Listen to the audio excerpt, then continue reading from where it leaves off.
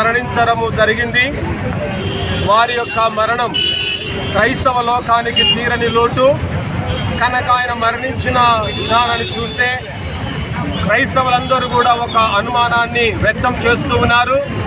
ఇది యాక్సిడెంట్ కాదు, ఇది ఖచ్చితంగా హత్య అనేది అందరూ ఆలోచిస్తూ అనుమానిస్తున్నారు. కనుక ఈ యొక్క విషయంలో ప్రభుత్వం వారు సరైన విచారణ జరిపి నిజాలు బయటికి తీసుకురావాల్సిందిగా ప్రభుత్వాన్ని కోరుతూ ఉన్నాం. కనుక క్రైస్తవులంటే చాలామంది చేతగాని వారు అనుకుంటున్నారు, కానీ క్రైస్తవులందరూ కూడా క్రీస్తు మార్గాన్ని అనుసరించే వారుగా ఉంటున్నారు. అందరితో సమాధానంగా ముందుకెళ్తూ ఉన్నారు. దేశం కొరకు, దేశ ప్రజల కొరకు క్రైస్తవులు నిరంతరము ప్రార్థన చేస్తూ ఉన్నారు.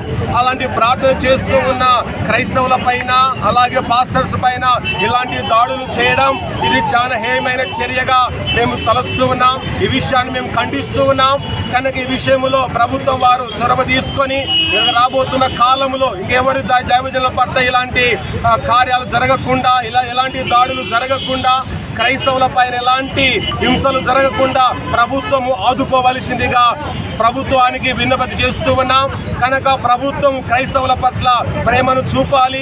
క్రైస్తవులంటే చాలామంది చిన్న చూపు చూస్తున్నారు. కనుక క్రైస్తవుల పట్ల మీరు మంచి మనసుతో క్రైస్తవులను మీరు ఆదుకోవాలి. క్రైస్తవుల పట్ల మీరు మంచి భద్రత కల్పించి రాబోతున్న కాలములో ఇలాంటి చర్యలు జరగకుండా ఆపాలని ప్రభుత్వానికి విన్నవించుకుంటూ ఉన్నాం. నా పేరు Done Prabhudas, Kurnool field vice president.